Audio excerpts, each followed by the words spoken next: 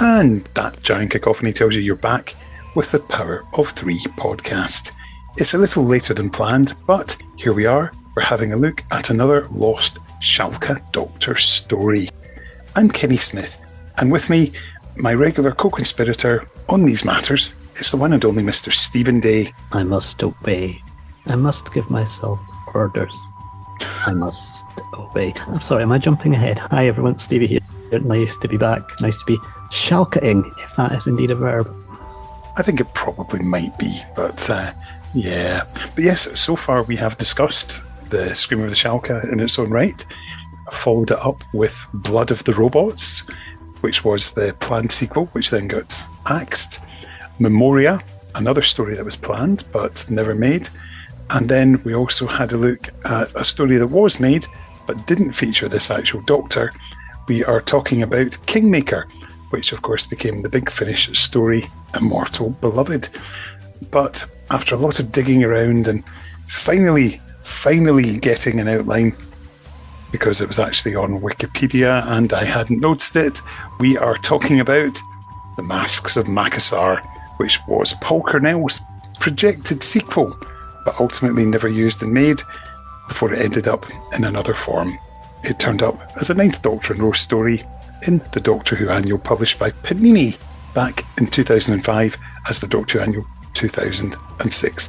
So Stevie, were you aware of this story from the Annual? I was completely unaware. Would have had the Annual. Probably didn't read it.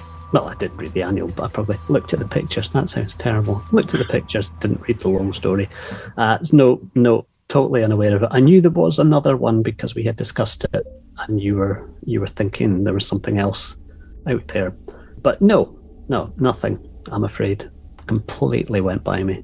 I don't even know what the Annuals are, Kenny. That's terrible. I know. My goodness, well, I do remember reading it at the time because it's such an unusual name, and I was also quite impressed the fact they'd got the likes of Russell T to write an intro.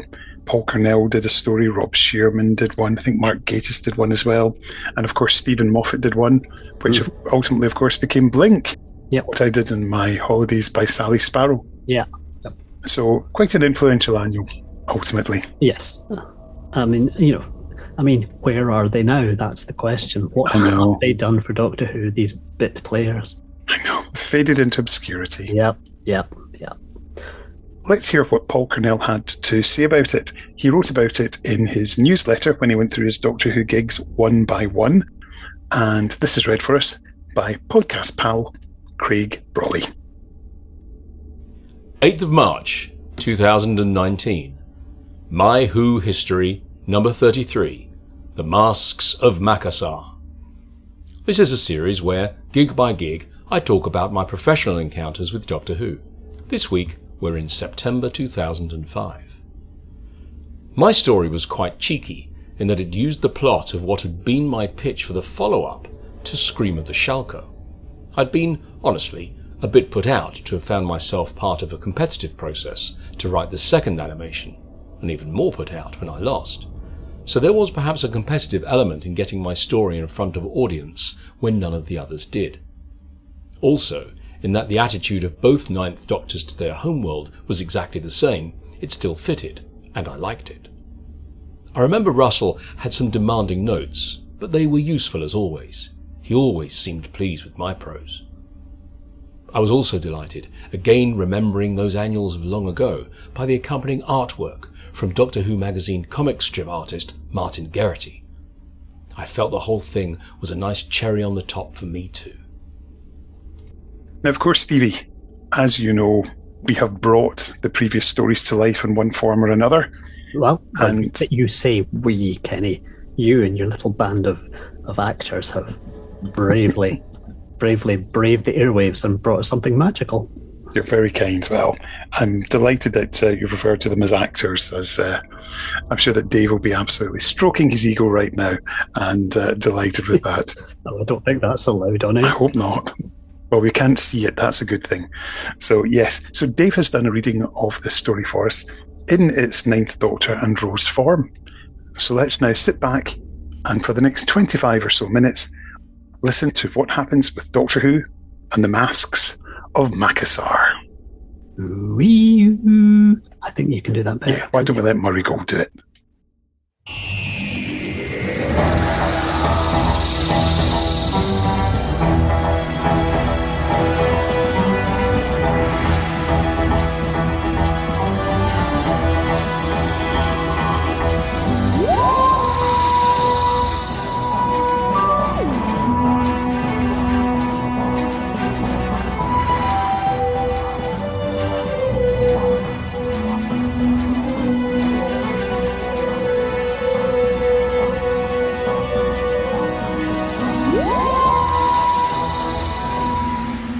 The sky was a livid purple. Dark storm clouds were appearing on the horizon as the giant red sun was setting. The quality of the light made the rocks of the mountain shine red and deep blue. It was just starting to rain, and the first winds of the oncoming storm were hitting the walls of the castle that stood on the peak, slapping shutters against their frames and making the corridors howl. The Doctor and Rose sat in a window seat, looking down at the gardens of the plateau, waiting for their cocoa. Far below, figures in identical red robes and ornate silver masks were showing a number of aliens of various shapes and sizes around the lawns, stopping here and there to point out a particular feature. "Nope, sorry," said the Doctor. "It's just not natural." Rose pushed a strand of hair back from her brow. "Look, I've seen you shake hands with things that didn't have hands, or had too many. What is it about this that's so disgusting?" "Disgusting? I didn't say that. I didn't say disgusting. What this lot want to do in the privacy of their own homes, none of my business. It's going on about it so much that I don't like it. Trying to get other people to try it. Maybe I'd like to try it. Don't make jokes. I'm not. These guys in the masks, they share their minds, right? That's what the masks do. Like an internet for brains. Every one of them knows what all the rest of them know, and how every one of them feels. You could watch a movie and have all kinds of opinions about it, chat amongst yourself. You'd always have a really well thought out point of view about everything, and you'd never get lonely. You'd be like, I don't know, joining the Girl Guides." He was staring at her now, trying to work out if she meant it. "Like I said, it's not natural. It's so weird. Every time I think I understand you. Why is it so strange that I don't like it? Because you're into people not blowing each other up. Look at them, there they are, not doing that. And it isn't like anyone forces them. They choose to join in. They leave when they want to." The Doctor frowned more deeply. "Yeah, right. That's what they all say." The TARDIS had landed among the trees and flowers of the garden that afternoon. Almost immediately, they had been surrounded by a group of robed figures, all wearing silver masks. But the figures hadn't attacked or arrested them, which in Rose's opinion made a nice change. In fact, they'd been quite friendly, taken them up to the castle above, fed them, and introduced their leader, Makassar. He told them all about the masks, what they could do, how they linked the people of this planet, how much good they had done. He'd been eager, almost excited to explain the principles, the benefits, but the Doctor had grown more and more quiet. A whole range of galactic imperial leaders were arriving that day, Makassar had said, invited here to examine the mask technology and to decide amongst themselves whether they wanted to take it away with them, to benefit their own races. As Makassar explained, he didn't want the masks getting into the wrong hands, being used for evil. The Doctor had said nothing. "They even want you to sit in on their conference," Rose said. "That's pretty flattering." The Doctor snorted. "Yeah, and why do you think that is?" "Because they think you being a Time Lord is a big deal." "Well, if you hadn't told them." Makassar asked. Rose was getting annoyed. "It was hardly, 'Tell me your origins, pitiful creatures.' He just asked where we came from. Fair enough question. You didn't say not to tell." "Didn't say you should either," muttered the Doctor. Rose gave him a look. They've been really nice. If only they could hear what you were saying about them. You're Coco. They both turned at the calm voice from the doorway. It was one of the units. There was no telling how long he, or she, the robe seldom gave you a clue, and the voice was always the same, had been standing there. The silver mask was the same for every one of them, a bland set of male features with blank eyes and a mouth that was always set in the same neutral expression. The doctor quickly got up and took the tray with 2 mugs on it from the unit. Right, thanks, Ta. The unit bowed and left once more. The doctor brought the tray back to the window seat. He held up a hand to stop Rose from talking until they heard the footsteps in the corridor fade into the distance. Then he lifted his cup and sniffed the dark liquid carefully. Rose glared at him, blew on her cocoa and took a quick sip. It's all right, it's just... Her expression became a frown. Wait a sec. She put down her cup. Must obey. Makassar. Must kill. Doctor! The doctor knocked away her outstretched fingers and shook his head. Yeah. Very funny, I don't think. Rose was trying to stop herself laughing, her hands to her mouth. You should have seen your face, just for a second. Listen, the real reason they want me at the conference is because I'd give it a bit of moral authority. A Time Lord saying it's okay. The Time Lords used to stick their noses into stuff like this, stop it happening. So they get shirty about linking up brains too. Why? Nah, they went against it because of that. They had something similar themselves to keep their minds in after they died. But they let it make a lot of their decisions for them. And they didn't like anyone else. Oh, that's why. Rose slapped herself on the forehead. What are you on about? This reminds you of home, of how it was run. The doctor frowned, raising a finger as if to make an important point, then lowered it again, his eyes flicking away, lost for words. Rose continued, not mocking now, but more gently. It reminds you of what you ran away from. I never said I ran away. Why would I run away? Because it was like this, and you didn't want to join in. She grinned. I've got it right, haven't I? The doctor put down his cup without having touched a drop. Okay, so I didn't want to be one of the herd. No surprise that I still don't then, is it? Nothing wrong with that. You don't have to look so smug about it either. He stood up and went to the door. It's getting dark. We'll go down the mountain and get back to the TARDIS in the morning. What about the conference? They can take the conference and... He slapped the side of the doorframe and come to some really well thought out conclusions. Night. And he was gone. Rose sighed. Just 'cause I'm right. The doctor marched along the corridor, turned a corner and was nearly back to his room when he stopped. He was feeling annoyed with himself. What Rose had said was true. He did pride himself on meeting beings that didn't look like he did and treating them all alike, as friends until he knew differently. There were a few exceptions to that, but those were based on first-hand experience, on knowing that certain species really were always out to get you. Makassar and his mates in the masks had been nothing but kind to them, so keen to talk with the doctor, so enthusiastic about his creations. And the man was dying. He hadn't told the doctor that until Rose had been shown to her room. He hadn't wanted to upset her. Then he'd found cocoa beans for them in his garden of alien flora, and still the doctor treated him with suspicion. He heard the voice of Makassar from downstairs, explaining something to the representatives. The doctor came to a decision. He was being a git, and there were only 2 things to do when that happened. Sulk, and he'd already done that, and then do something to make it better. He put on his best smile and determinedly headed downstairs. Makassar was taller than most of the units. He wore an identical red robe, but his mask was bigger than all the others. It was also, judging by the painting that stood over the fireplace in the main hall of the castle, an accurate representation of the facial features underneath. Spokesperson, not leader, Makassar was saying to the tall figure of Repthon, one of the blue fronded intransients of Smorg. They were never the easiest people to talk to, recalled the doctor. This mind, Makassar continued, pointing to himself, is not their leader, merely the spokesperson for the group mind.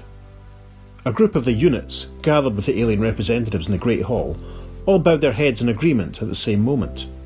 Goblets of various drinks hung in the air in front of the assembled aliens, held there by the impressive telekinetic powers of Makassar's people. But your mask is bigger, gurgled Repthorn. Why is this? It serves as the processing centre for the thoughts of the group mind, replied Makassar. Without it, we could not perform feats such as this. He pointed, and the huge table around which they had earlier convened floated into the air. Nice one. The doctor thought this an appropriate moment for some friendly applause. Must make the hoovering a lot easier. Makassar turned at the sound. The table fell to the ground with a colossal thump. Everyone coughed and looked aside, embarrassed. The doctor made himself grin a notch more. Doctor, we are pleased that you have decided to join us. The units bowed again at Macassar's words. You were reserved earlier, uncommunicative. Your body language spoke of discomfort with the society we have established here. You don't miss a trick, do you, Makassar? Nah, don't mind me. I was just in a mood. That is good news, and please call this mind Achemus. That was this mind's first name. Achemus. The doctor smiled, pleased he was doing his best. Okay, so, anything been decided, Achemus? Rose had thought for a while about popping back downstairs and seeing what the aliens were up to. She'd seen a lot of strange beings during her travels with the doctor, and usually she couldn't get enough of them. But tiredness at the end of a very long day had finally got the better of her, and she'd gone to bed, pulling the light but nicely warm sheets right over her head and burying herself in the vastly comfortable pillows. She was sure that tomorrow the doctor would open up a bit more, that she'd find out more about him, maybe more about his strange home planet. That was always something to look forward to. And then she was asleep. She wasn't sure what woke her, hours later when all was dark and silent. She opened her eyes without being aware of hearing a sound, and realised that she was looking at something. It was one of the masks, right in front of her face. She jumped up, pulling at the covers. Hey! She shouted. What are you doing? The mask rose with her. She suddenly realised that it wasn't connected to the body of a unit, or if it was, the body was that of a ghost, just a faint outline. Even the mask itself wasn't quite solid. She could see right through it. Okay, what are you doing here? What's going on? She was shocked when the mouth of the phantom mask started to move, as if struggling to produce words. Help us, it managed. Help! And the next word took a real effort. Me. Who are you? My name is. My name? The spectre twisted in the air, its ghostly form seemingly racked with pain. Then, with a terrible scream, it launched itself at Rose. She yelled as its hands went straight through her and turned, relieved that it couldn't hurt her, only to have the cocoa cup from her bedside table lift into the air and smash into the side of her head. The ghost floated into her view, raced at her, trying to hit her again. She threw out a hand which went right through it. The bedclothes were rising around her, grabbing at her hand, wrapping around her, reaching up to enfold her neck, her face, her mouth. Doctor! She bellowed. Doctor!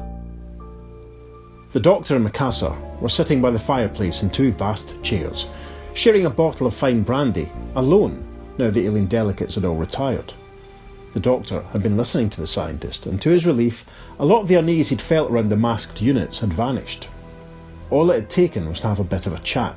But as he looked over at his host, he noticed that Makassar was holding his masked head in his hands, his whole body trembling. You all right? Makassar raised a hand in apology and shook his head. This body's condition, it fails this mind sometimes. Rose heaved against the tightness of the sheets wrapped around her and flung herself out of bed, determined to make it to the door.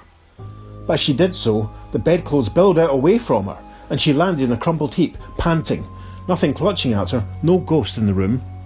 She carefully sat up and looked around. It was as if the pleading spectre and its puzzling sudden attack had all been a dream. Unsteadily, she got to her feet and started to pull on her clothes. The doctor had checked Macassar's pulse and was watching his swift, pained breathing. You know, there are places where the medicine's much more advanced than this bit of the galaxy. I could give you a lift, get you sorted out. No.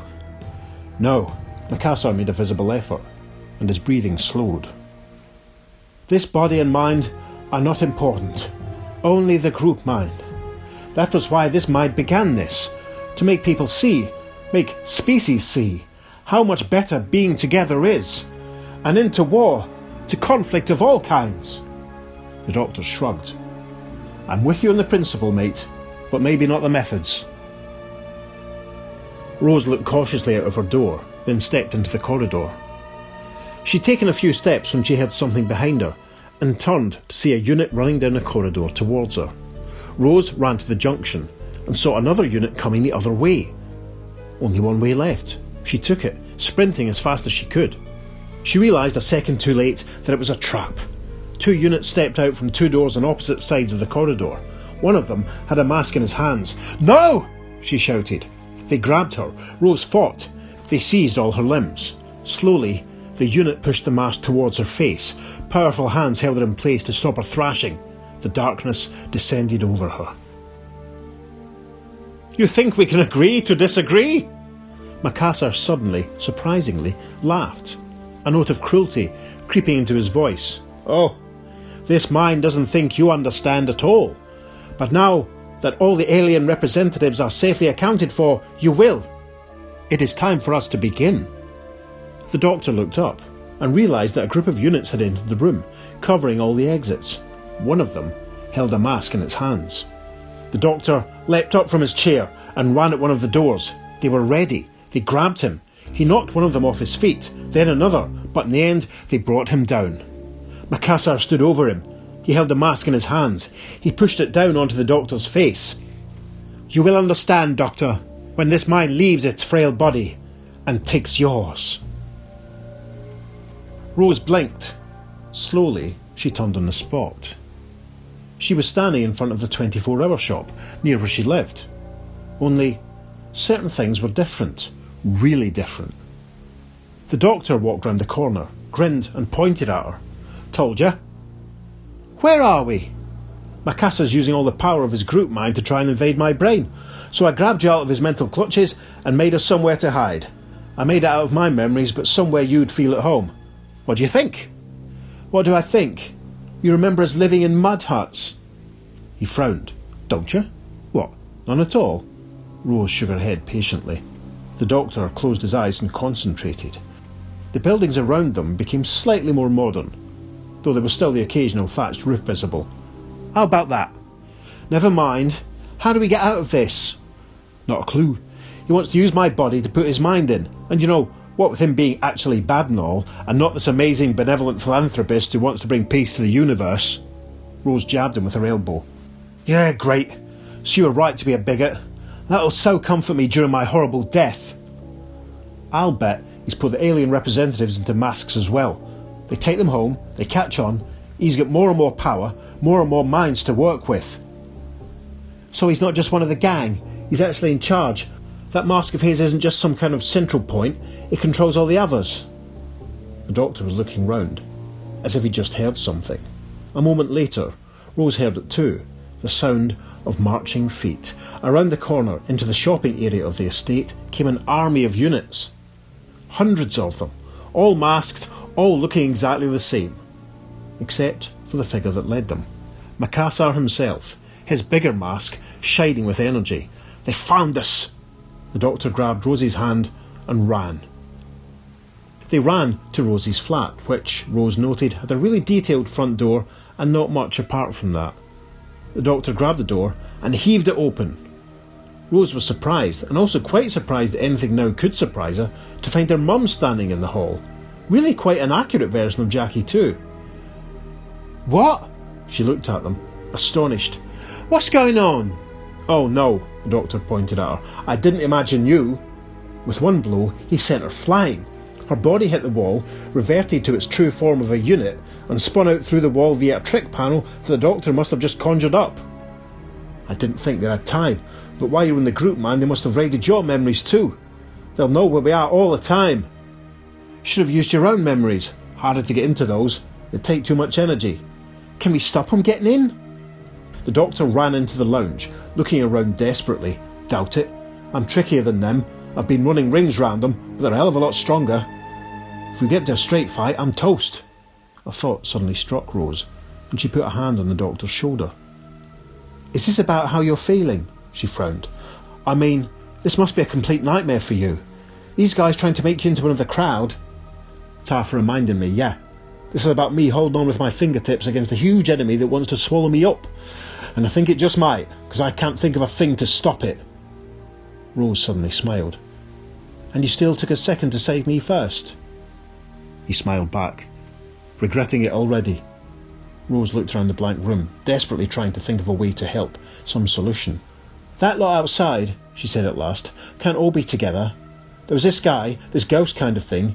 He asked for my help, like he was trying to get out, and then he attacked me." The doctor was staring at her. "Makassar must have exerted his control, got him back into line, make him do that, so that single mind, he's got a connection to you, he'd recognise you, and he managed to send his mental energy out into the real world to create a ghost image of himself." He put his hands on her shoulders.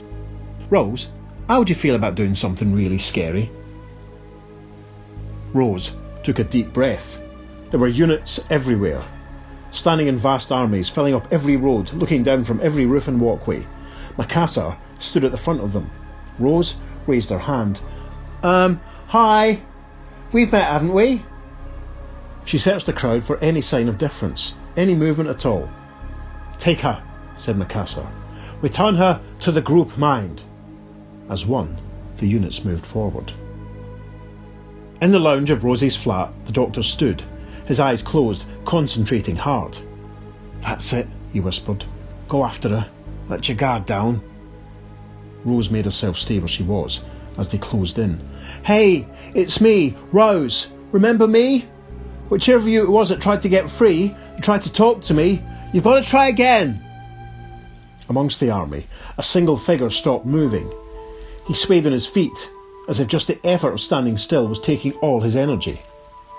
"That's it," shouted Rose. "Fight him! All of you, fight!" The army all turned to look at the rebel unit.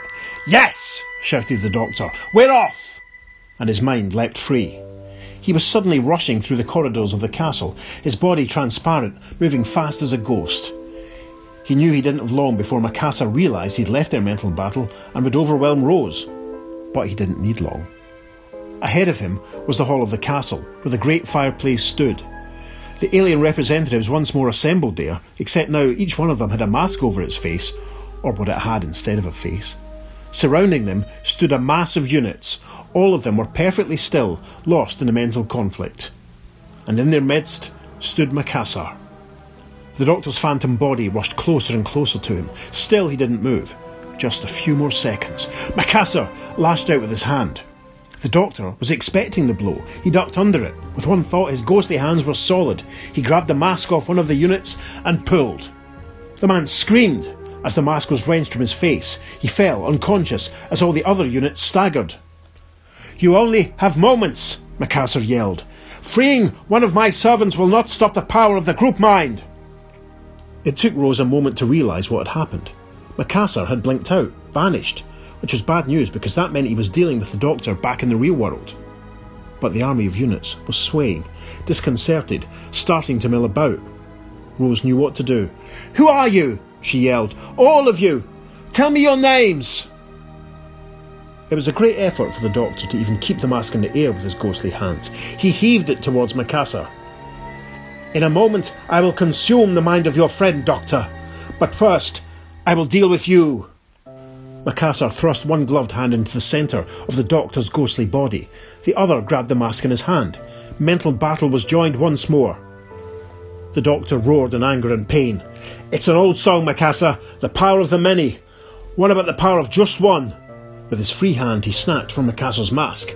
Makassar fought, grabbing his own mask with both hands, holding it to his face. The doctor heaved with every iota of his will. It was a will that had gotten used to being alone, that had gotten used to fighting for the things of the few against the things of the many. And it was enough. With a yell of triumph, he hauled Makassar's mask away from his face. Beneath was the very white skin of a frightened old man, his eyes screwed up against the light. I can still control them. My will is supreme. This mind... control yourself." The doctor shoved the unit's mask onto Makassar's face. Rose stared as all around her, first the army of units, and then the buildings began to fade.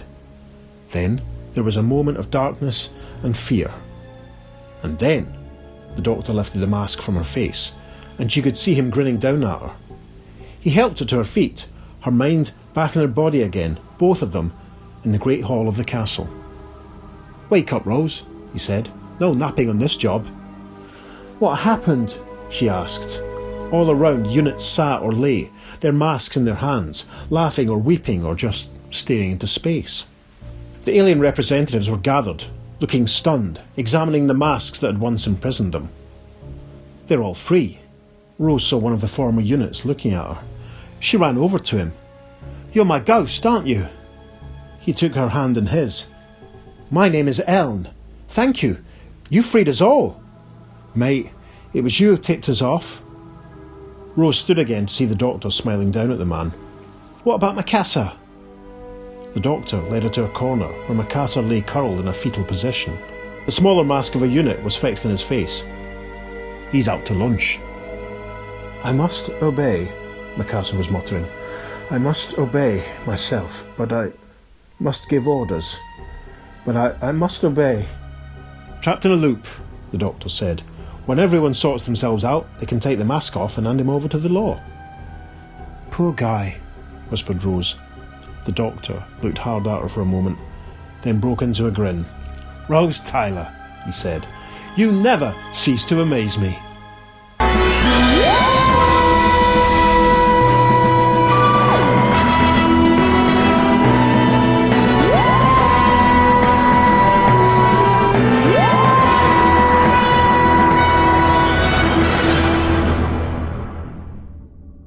Thank you so much for that, Dave.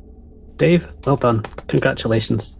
I did not know Dave could do a Christopher Eccleston impersonation. He's very good. Is Matt Smith's very good too? I mean, I'd never asked him if he could do one. It surprised me. And that's a really difficult accent to do, especially with a Scottish accent, is to not turn yourself into Wallace and Gromit, because it'd be so easy. Eee, the TARDIS Gromit, look! The columns going up and down. Ooh. That's what Nick Briggs does when he's to get an Eccleston voice. I'm sure he does like a Wallace and Gromit type voice, and gets into it that way. But yeah, very good. And of course, Dave does a good David Tennant as well, because he's from Paisley, just like the other David. And yeah, you can manage that. Oh, I should also say a huge thank you to Russell Stone as well for the music, which I played in the background, which we've kept in there. We're trying to have a different Russell score every time, because that sort of fits in with the Shalka Doctor, since Russell composed the original score for that one, and having other readings with Russell's music just keeps it an audio continuity. And thank you, Russell. So yes, very interesting story. Yeah. Do you know, it's another one of these ones that obviously for the Shalka Doctor, I could imagine Richard E. saying exactly the same lines, but just slightly differently. So you've got that line about makes hoovering easier, for example, and the Eccleston version is that'll make Hoover easier. And I can imagine, that makes the hoovering much easier, doesn't it? You can just hear him oozing. I like it as a story. It trips along. There's something weird about it midway. Again, I kind of had to go back and listen to hear what was going on, but I suppose that's just written word being translated into action. A lot goes on, and a lot of humour. The mud huts, yes, you live in them, and it's a bit disturbing how willing the Doctor is to hit Jackie Tyler. I've written in my notes extreme violence, because it was on re-listening for the second or third time, I realised he realised it was a unit and kind of pushed it out of the way, but it was a bit like, ooh, hang on a minute. Is that in his dreams early on? Because he didn't like Jackie. Was he quite happy to pop her through the hatch that he just invented? Yeah, very much so. I mean, for me, it's so easy to imagine this as a Shalka Doctor adventure. Yeah, there's just something about it that just works. You've got, you can imagine this being Alison and the Doctor, going through it, and with very minimal rewriting.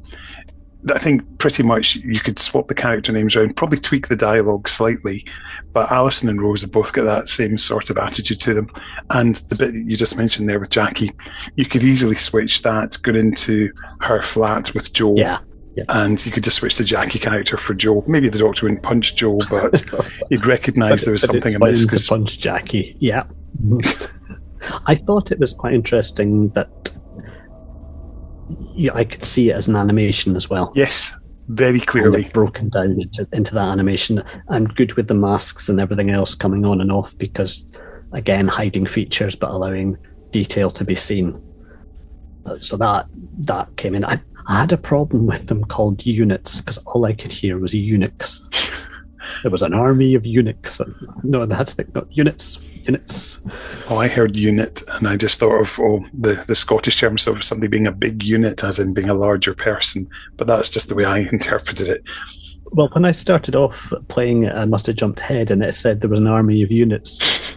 And I thought, oh, it's a unit story. And then I was waiting for that all the way through the play, and then realised, no, it wasn't unit, and it wasn't unit. Cut above the rest. But yes, they were quite an interesting bunch. I mean, it's a great visual idea. I mean, it would work so well for an animation. Yep. You'd only have to create pretty much the one design and use the same animated character all the way through, apart from Makassar, or as Dave would say, Makassar. Interesting how these pronunciations go. I should have actually asked Paul Cornell how it should be said. Yeah. But it's very clearly done that way. And in fact, he's got a slightly bigger mask, which makes him more identifiable, but you're keeping it, different characters to a minimum. The fact you've got the more ghostly character, who's again would just be a variation you'd imagine on the standard unit, but probably just faded out slightly. Yeah. I mean, it's quite a violent script. That's one thing I would say. I mean, cartoon violence, I suppose you get away with that. Live action, think you'd have struggled a little bit. And it does suffer from... I've suddenly realised that I've got less keen on sci-fi now that has the big all-controlling entities that are causing this, that, and the other. And the reason that is when you come to the end where you break whatever genre you're in, Star Trek, Doctor Who, you get rid of the mass controlling thing that's been controlling things for quite a while, and that's quite irresponsible. Because all of a sudden you've got a whole load of units, real people, who are going, okay, well, we're back to normal now. So where's the food? Yeah, systems broken down. It's like Power of the Daleks. How does the colony survive after the Doctor's blown up their electricity supply? Well, it's something that sometimes writers revisit in Doctor Who. I do notice that, I can't even remember where this comes from, but you fly in, you fix a problem and you go again and you don't stay to see the consequences. And I can't remember where that comes from. It's something like that, but it's so true in this as well.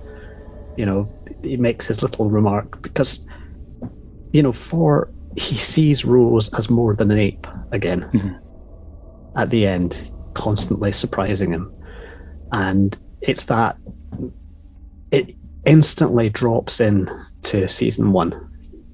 I mean, I know we only had season 1, but you can tell more or less where it's dropping in. They haven't done much travelling. She's still wanting to find out more about Gallifrey. He's still getting surprised at what she's doing. But yeah, the irresponsibility is present. Yeah, I see it as taking place in that gap between World War III and Dalek, possibly somewhere in there. Or maybe just before Father's Day. Maybe that's about the same place. Yeah, that would work. That would work. Because they've got rid of Adam by that point. So yeah, that would make sense. It's a fun story. I mean, it's a very dark concept, like the whole mind control thing, and the way that he's trying to Makassar's trying to do it by spreading his mind out by using these masks. And I mean, in some ways, I was thinking an awful lot like getting people addicted to their mobile phones. Yeah. No, I hadn't thought of that. You're absolutely right. There's a Star Trek episode called The Game, Next Generation, where everyone gets addicted to playing a game. And that was, I think, an analogy to how things were going with phones and computer screens and television. But yeah, it's that theme that we all get hooked on to something that is innocuous. And the big bad kind of justifies that and says, well, what's wrong? What's wrong with this? I have created a better society. People are happy, people can communicate. There's probably no hunger or want or whatever. The thing that I found interesting is the fact that Makassar is dying, and it's not exactly the best way to prolong your life by sort of controlling others and putting a bit of your brain in them, because it didn't quite add up to me, that part of the story. Sort of, how does he live on? Yeah. Surely I know he does talk about taking over the Doctor's body, but that's a bonus. That's obviously not part of the original plan. Yeah, so I mean, I think he was maybe out of plan and the Doctor was maybe a happy coincidence running along, because I think, am I right, we kind of arrive, we start with the programme that he's already on a mission. He knows there's something up, he's here for a reason. So there's an awful lot of, I think, unsaid maybe that could have been picked apart if you were going for a longer story. But yeah, you're nailing the head there. He's getting old, he's dying, jumping into a new body isn't necessarily going to help here. And especially with, he seems to think that, well, it's fine, I'll spread all this out amongst the aliens, but surely that's just going to compound the problem and make it worse. Unless it's a critical mass of brains that keep him going. I'm not sure. Again, that wasn't completely apparent, but then it didn't have to be, because it just trotted along. I did find, I must obey Loop at the end. I did wonder if he gave himself the command to, do something else, he could have just escaped. But maybe that was just a mind loop, and it was just round and round and round and round. But that's quite a horrible concept as well. Definitely, especially when they break it. Well, they can break him out and do what they want with him. It's like, okay. Yeah. Goodbye, Doctor. Just you run off in your blue box and let everyone else deal with it. Yeah. There's something that you mentioned there was the easy interchangeability of the dialogue for Eccleston to Richard E.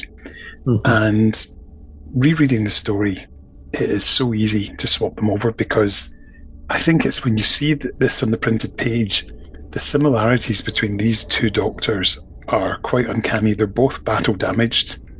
They've lost someone or something, and they're sort of detached from their previous humanity, and they're having to learn to like and trust humanity again, and just realise that actually it is okay to have a friend, because you will lose them at some point, but you actually are allowed to have friends because it makes your day go by better.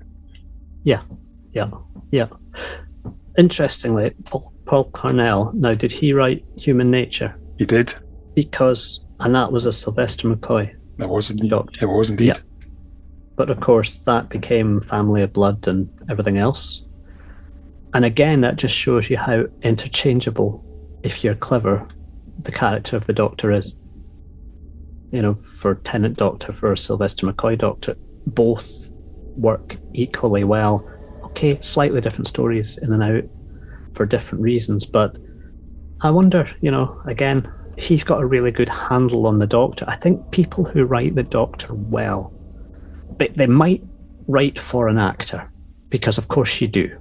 If you're writing for something like this, you are writing for characters that you like, and it's much easier to write a synopsis for Doctor Who if you know it's David Tennant and it's Martha, for example, or it's David Tennant and it's Donna.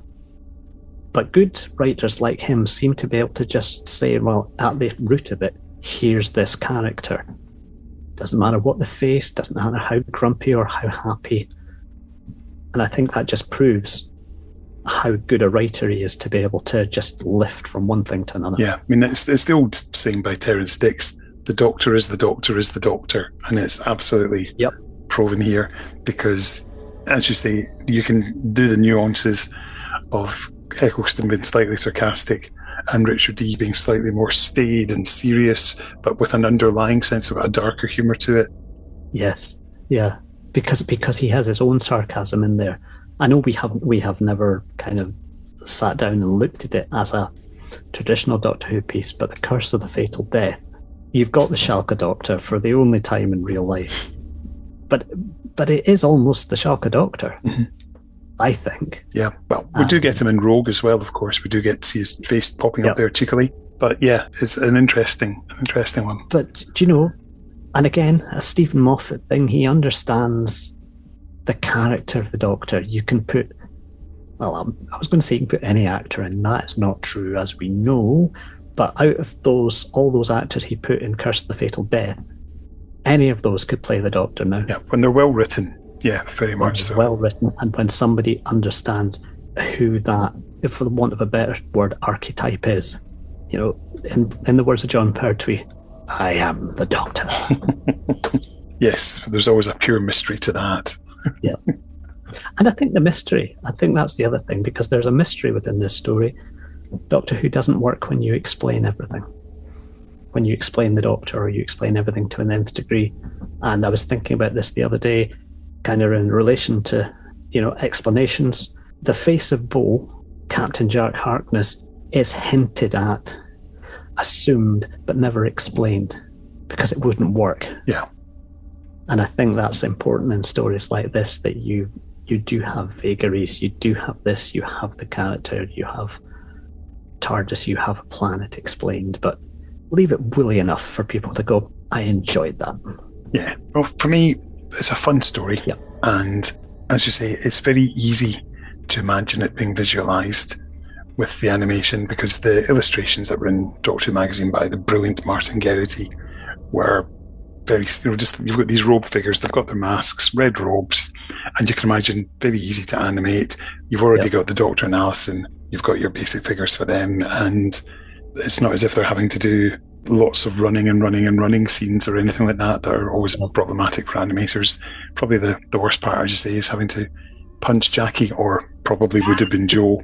But it's a good entertaining romp, and I think so. The making up of the worlds is another thing. It's an animator's dream, isn't it? Because you can you don't have to draw it all. It's actually interesting how it said, the front door was incredibly detailed. Yes. But the rest wasn't. And you're thinking, in an animation, that's just brilliant, because you're drawing the essence of it, and you're able to create these abstract worlds, not just in text, but on the screen in the animation. Mm-hmm. And that's perfect for the flash animation of the time. Mm-hmm. It's interesting you pick up the front door, because that's something that Paul had done in, I think it was Love and War, his new adventure, because Ace goes back to her family home, but the pictures and the paintings in the wall are blurry, because it's the memories of somebody who's been in but not really paid much attention to them. So I hadn't even thought about that until you mentioned it there. That's quite interesting. And who wrote Ghostlight? Mark Platt. I always feel Ghostlight, with its detailed sets, but use of light more like a theatrical production, especially when Ace or Dorothy is remembering the police, and you've got the blue light, and it's anachronistic, it shouldn't be there. But Doctor Who works well as theatre as well, and again, this is a bit more of theatre and visualised and stuff, detail where you want it, lack of detail when you don't. Yeah. It's a shame we missed out on the animated series. The more of these that we've done, it is a real shame. And of course, it just means we've still really got the Feast of the Stone to have a look at, the story that appeared in the BBC website. So hopefully we can get Mark and Cavan Scott to come on and discuss that at some point in the future, because they're both brilliant. They're both mates. And I think it'll be a good listen. Yeah. No, and it would be good to wrap it up. I mean, not saying there won't be more sitting out there. As we've often said in these, it would be nice to have Richard E. doing more of this kind of stuff, because I rate him, and he's canon now.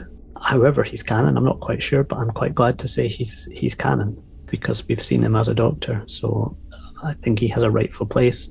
Maybe it's something that Big Finish might pick up on. We could have a Shalka Doctor series. There's a thought. There's a thought. If only we knew someone we could mention that to. I'm saying nothing. I'm not getting myself into any trouble either way. So, yeah. Well, Stevie, thank you very much for your time. Thoroughly enjoyed going through these with you.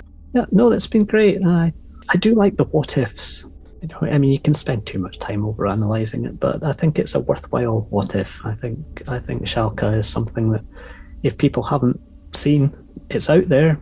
Internet Archive, other places you can catch it. So on DVD. Do it, folks. Yep. Brilliant. Well, listeners, what did you think? Did you think this would have made a good story? Let us know. You can find us on Facebook at Power of Three in our group in there. You can get us on Twitter at Power of Three Pod, and we're on Blue Sky at Finished Zine as well. So come on, share your thoughts and tell us which has been your favourite story that we've done so far. Always good to hear from you. Kenny, I have a question for you. Okay. I'm almost scared to ask. Have you got a song or a tune to go out with? I do, actually. Gosh, listeners, there's a surprise. This is, of course, the Masks of Makassar, or Makassar. I'm sticking with Makassar because it sounds like more doctory if you say Makassar. It sounds like a curry. Yeah, chicken Makassar. Chicken Makassar. With some naan bread, garlic naan bread. And some eunuchs. Yeah. Hopefully there's no sausages on order that day. Anyway, I was thinking that it'd be quite fun to play out with the theme tune from a 1980s cartoon series. Mask. Mobile Armoured Strike Command with a K. If you've been affected by any of these musical references throughout any of the Power of Three, please email Peter at Earth2podcast at gmail.com. Yeah. And tell him that Stevie sent you. Yeah. Anyway, until next time, I've been Kenny Smith. And I'm being Stephen Day. We'll see you soon. Bye. Bye.